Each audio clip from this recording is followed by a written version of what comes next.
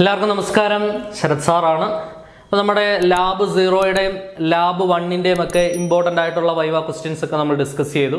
ഇനി അടുത്ത lab 2 shifting of ഗ്രാഫുമായിട്ട് relate ചെയ്ത് എന്തൊക്കെയാണ് വളരെ ഇമ്പോർട്ടൻ്റ് ആയിട്ടുള്ള വൈവ ക്വസ്റ്റ്യൻസ് എന്നുള്ള കാര്യമാണ് നമ്മൾ ഡിസ്കസ് ചെയ്യാൻ പോകുന്നത്.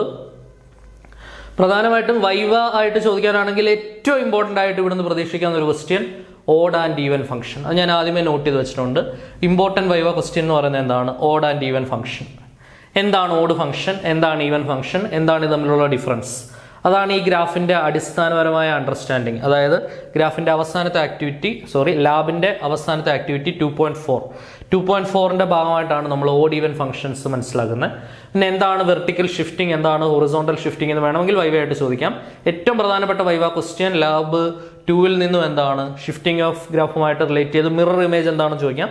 ഏറ്റവും ഇമ്പോർട്ടൻ്റ് ആയിട്ടുള്ള ഒരു വൈവ ക്വസ്റ്റ്യൻ ഏതാണ്? ഓഡ് ഈവൻ ഫംഗ്ഷൻ ആണ്. അത് മറന്നു പോകരുത്, അത് മസ്റ്റായിട്ട് നോക്കണം. ഓക്കെ, ഇതിൻ്റെ ഡീറ്റെയിൽഡ് എക്സ്പ്ലനേഷൻ പതിവ് പോലെ തന്നെ വീഡിയോയുടെ ഡിസ്ക്രിപ്ഷനിലുണ്ട്. ലാബ് ജിയോജിബ്രയിൽ എങ്ങനെയാണ് ചെയ്യാന്നുള്ളതിൻ്റെ ജിയോജിബ്ര ഇൻ്റർഫേസിലെ എക്സ്പ്ലനേഷൻ നിങ്ങൾക്ക് അവിടെ കാണാൻ പറ്റും. ഓക്കെ, അപ്പോൾ നമുക്ക് പ്രധാനപ്പെട്ട കുറച്ച് കാര്യങ്ങൾ ഒന്ന് പറയാം. ആദ്യം തന്നെ ലാബ് 2ൽ നിന്നും പ്രതീക്ഷിക്കാവുന്ന ഏറ്റവും പ്രധാനപ്പെട്ട viva question odd and even function ആണ്. ശ്രദ്ധിക്കണം, എന്താണ് ഓഡ് ഫംഗ്ഷൻ? നിങ്ങളോട് എക്സ്റ്റേണൽ എക്സാമിനർ ചോദിക്കുകയാണ് എന്താണ് ഓഡ് ഫംഗ്ഷൻ എന്ന് ചോദിച്ചു കഴിഞ്ഞാൽ നിങ്ങൾ പറയണം എഫ് ഓഫ് മൈനസ് എക്സ് ചെയ്യുമ്പോൾ മൈനസ് എഫ് ഓഫ് എക്സ് കിട്ടുവാണെങ്കിൽ ആ ഫംഗ്ഷനെ വിളിക്കുന്ന പേരാണ് ഓഡ് ഫംഗ്ഷൻ. എന്താണ് odd function? F of minus x ചെയ്യുമ്പോൾ മൈനസ് നേരെ പുറത്തിറങ്ങണം. മൈനസ് എഫ് ഓഫ് എക്സ് കിട്ടുവാണെങ്കിൽ അതിനെ വിളിക്കുന്ന പേരാണ് ഓഡ് ഫംഗ്ഷൻ. ഓഡ് ഫംഗ്ഷൻ ഒരു എക്സാമ്പിൾ പറയാൻ പറഞ്ഞാൽ അടിപൊളിയായിട്ട് പഠിച്ചോണം. ഓഡ് ഫംഗ്ഷൻ്റെ എക്സാമ്പിൾസ് ഏതൊക്കെയാണ്? എക്സാമ്പിൾസ് എന്ന് പറയുന്നത് ഒന്ന് സൈൻ എക്സ്, വളരെ പ്രശസ്തമായിട്ടുള്ളൊരു ഓഡ് ഫംഗ്ഷനാണ്. ഓഡ് ഫംഗ്ഷൻ എന്ന് കേൾക്കുമ്പോൾ തന്നെ ആദ്യമേ മനസ്സിൽ വരേണ്ട ഒരു സാധനമാണ് സൈൻ എക്സ്. കാരണം സൈനകത്ത് മൈനസ് വന്നാൽ, സൈനകത്ത് നെഗറ്റീവ് വന്നാൽ അത് നേരെ പുറത്തിറങ്ങും. സൈൻ ഓഫ് മൈനസ് എക്സ് എന്ന് പറഞ്ഞാൽ മൈനസ് സൈൻ എക്സ് ആണ്. ഓക്കെ, പിന്നെ പറയാവുന്ന ഒരു എക്സാമ്പിൾ എക്സ് എന്ന് പറയുന്ന സാധനം, പിന്നെ എക്സ് ക്യൂബ്. ഇതിൻ്റെ ഓഡ് പവേഴ്സ് എല്ലാം എന്താണ്? ഓഡ് ഫംഗ്ഷൻസ് ആണ്. x⁵5, x⁵7 അതൊക്കെ ഓഡ് ഫംഗ്ഷൻസ് ആണ്. ട്രിഗണോമെട്രിയിൽ sine x an important odd function. അതേപോലെ തന്നെ കോസ് എക്സ് ഒരു ഈവൻ ഫംഗ്ഷനുമാണ്, മറന്നുപോലെ ശ്രദ്ധിക്കണേ. ഇനി എന്താണ് ഓഡ് ഫംഗ്ഷൻ എന്ന് പറഞ്ഞു, ഇനി എന്താണ് ഈവൻ ഫംഗ്ഷൻ നോക്കാം. എഫ് ഓഫ് മൈനസ് എക്സ് ചെയ്യുമ്പോൾ എനിക്ക് പ്ലസ് എഫ് ഓഫ് എക്സ് ആണ് കിട്ടുന്നതെങ്കിൽ, എഫ് ഓഫ് മൈനസ് എക്സ് ചെയ്യുമ്പോൾ മൈനസ് എഫ് ഓഫ് എക്സ് ആണെങ്കിൽ odd, f of minus x ചെയ്യുമ്പോൾ പ്ലസ് എഫ് ഓഫ് എക്സ് ആണെങ്കിൽ അതിനെ വിളിക്കുന്ന പേരാണ് എന്ത്? Even function. എന്താണ് even function? Even function example പറയാൻ പറഞ്ഞാൽ ഏറ്റവും ഇമ്പോർട്ടൻ്റ് ആയിട്ടുള്ള ഒരു ഈവൻ ഫംഗ്ഷൻ ആരാണ്?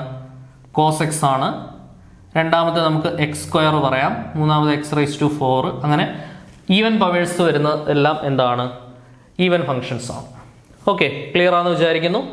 വേണ്ടത് ഇത്രയും അടിപൊളിയായിട്ട് പഠിച്ചു വെക്കണം. എന്താണ് ഓഡ് ഫംഗ്ഷൻ എന്ന് ചോദിച്ചാൽ f of minus x minus f of x കിട്ടുകയാണെങ്കിൽ അതിനെ വിളിക്കുന്ന പേരാണ് ഓഡ് ഫംഗ്ഷൻ. ഓഡ് ഫംഗ്ഷൻ്റെ example sine x, x cube etcetera. F of minus x plus f of x ആണ് കിട്ടുന്നതെങ്കിൽ അതിനെ വിളിക്കുന്ന പേരാണ് ഈവൻ ഫംഗ്ഷൻ. ഈവൻ ഫംഗ്ഷൻ്റെ എക്സാമ്പിൾ ഏതൊക്കെയാണ്? x², cos X, x⁴, etcetera. Okay, അപ്പോൾ ഇതാണ് ഏറ്റവും പ്രെഡിക്റ്റബിൾ ആയിട്ടുള്ള ഒരു വൈവ ക്വസ്റ്റ്യൻ. അതുപോലെ തന്നെ മസ്റ്റായിട്ട് പഠിച്ചു വെച്ചോണം. ഇനി നമുക്ക് ആക്ടിവിറ്റി 2.1ലേക്ക് വരുവാണെന്നുണ്ടെങ്കിൽ എഫ് ഓഫ് എക്സ് എന്ന് പറയുന്നത് x² എന്നുള്ളത് പ്ലോട്ട് ചെയ്യുക. പ്ലോട്ട് ചെയ്യുമ്പോൾ എല്ലാവർക്കും അറിയാം, x² പ്ലോട്ട് ചെയ്യാൻ എല്ലാവർക്കും അറിയാമെന്ന് വിചാരിക്കുന്നു. ഇങ്ങനെ ഒരു ഗ്രാഫാണ് നമുക്ക് ജിയോജിബ്രയിൽ കിട്ടുക. നമ്പർ സ്ലൈഡർ ഇൻക്രിമെന്റ് 0.1 വെച്ചുള്ള ഒരു നമ്പർ സ്ലൈഡർ എടുക്കുക. എന്നിട്ട് വേണ്ട എഫ് ഓഫ് എക്സ് ഇത് കഴിഞ്ഞിട്ട് പ്ലസ് എ, ഈ സാധനം പ്ലോട്ട് ചെയ്യുക. ഈ സാധനം പ്ലോട്ട് ചെയ്യാനാണ് നമ്മുടെ ആക്ടിവിറ്റി 2.1ൽ പറയുന്നത്. F of X plus A ഇത് ചെയ്യുമ്പോൾ ഞങ്ങൾക്ക് മണ്ടക്കോട്ട് ഷിഫ്റ്റ് ചെയ്തിട്ടുള്ള ഗ്രാഫ് കിട്ടും. ഈ സാധനം കുറച്ചുകൂടെ അങ്ങോട്ട് മണ്ടക്കോട്ട് ഇങ്ങനെ ഷിഫ്റ്റ് ചെയ്തിട്ടുള്ള ഗ്രാഫ് കിട്ടും. അവിടെ വരുന്ന ഷിഫ്റ്റിംഗ് വെർട്ടിക്കൽ ഷിഫ്റ്റിംഗ് ആണ്. എന്താണ് വെർട്ടിക്കൽ ഷിഫ്റ്റിംഗ്? വെർട്ടിക്കലായിട്ട് ഷിഫ്റ്റ് ചെയ്തിട്ടുള്ള ഒരു ഗ്രാഫ് കിട്ടും. എന്നിട്ട് നമ്മൾക്ക് ഒരു നമ്പർ സ്ലൈഡർ ഉണ്ട്. ആ നമ്പർ സ്ലൈഡറിൽ എ എന്നുള്ളൊരു പോയിന്റ് ഉണ്ട്. എ വാല്യൂ കൂട്ടി കൊടുക്കുന്നതിനനുസരിച്ച് പോസിറ്റീവ് ഡയറക്ഷൻ ഓഫ് വൈ ആക്സിസിൽ വെർട്ടിക്കൽ ഷിഫ്റ്റിങ്ങും, എ വാല്യൂ കുറയുമ്പോൾ നെഗറ്റീവ് ഡയറക്ഷൻ ഓഫ് വൈ ആക്സിസിൽ ഷിഫ്റ്റിംഗ് ടുവേർഡ്സ് ഡൗൺവേർഡ് ആണ്. നെഗറ്റീവ് ഡയറക്ഷൻ ഓഫ് വൈ ആക്സിസിൽ. പോസിറ്റീവ് ഡയറക്ഷൻ ഓഫ് വൈ ആക്സിസിലാണ് എ വാല്യൂ കൂടുമ്പോൾ, negative direction of y axis ആണ് എ വാല്യൂ കുറയുമ്പോൾ. അത് കറക്റ്റായിട്ട് മനസ്സിലാക്കണം. സ്ലൈഡറിൻ്റെ മൂവ്മെൻറ്റ് വെച്ച് ഒബ്സർവ് ചെയ്യാനായിട്ട് നമ്മുടെ ഒബ്സർവേഷൻ എഴുതാനായിട്ട് നമ്മുടെ ചോദ്യം പ്രതീക്ഷിക്കാവുന്നതാണ്. അത് ലാബിൽ ചോദിക്കുന്ന ഒരു ചോദ്യം കൂടിയാണ്. അതേപോലെ തന്നെ ഫംഗ്ഷൻ്റെ ഉള്ളിലാണ് മാറ്റം. f(x+a). ഇവിടെ നിങ്ങൾ നോക്കുക, ആദ്യത്തെ ആക്ടിവിറ്റി 2.1ൽ f(x)ന്റെ കൂടെ a കൂട്ടാനാണ്, ഇവിടെ എക്സിന്റെ കൂടെ a കൂട്ടാനാണ്. ആക്ടിവിറ്റി ഇത് 2.1. ആക്ടിവിറ്റി 2.2ൽ പറയുന്നത് ആ എക്സിന്റെ കൂടെ a കൂട്ടാനാണ്. അന്നേരം വരുന്ന ഷിഫ്റ്റിംഗ് ഹൊറിസോണ്ടൽ ഷിഫ്റ്റിംഗ് ആണ്. ഹൊറിസോണ്ടൽ ഷിഫ്റ്റിംഗ് ആ x² എന്നുള്ളത് തന്നെ ഇങ്ങോട്ട് മാറി നിൽക്കുന്ന രീതിയിൽ ഹൊറിസോണ്ടൽ ആയിട്ടുള്ള ഷിഫ്റ്റിംഗ് ആണ്. അവിടെ a വാല്യൂ കൂടുമ്പോൾ horizontal shifting towards positive direction, a value കുറയുമ്പോൾ horizontal shifting towards negative direction of x axis. ഏത് ആക്സിസിലാണ് ഷിഫ്റ്റ് ചെയ്യുന്നതെന്നുള്ളത് കറക്റ്റായിട്ട് മനസ്സിലാക്കണം.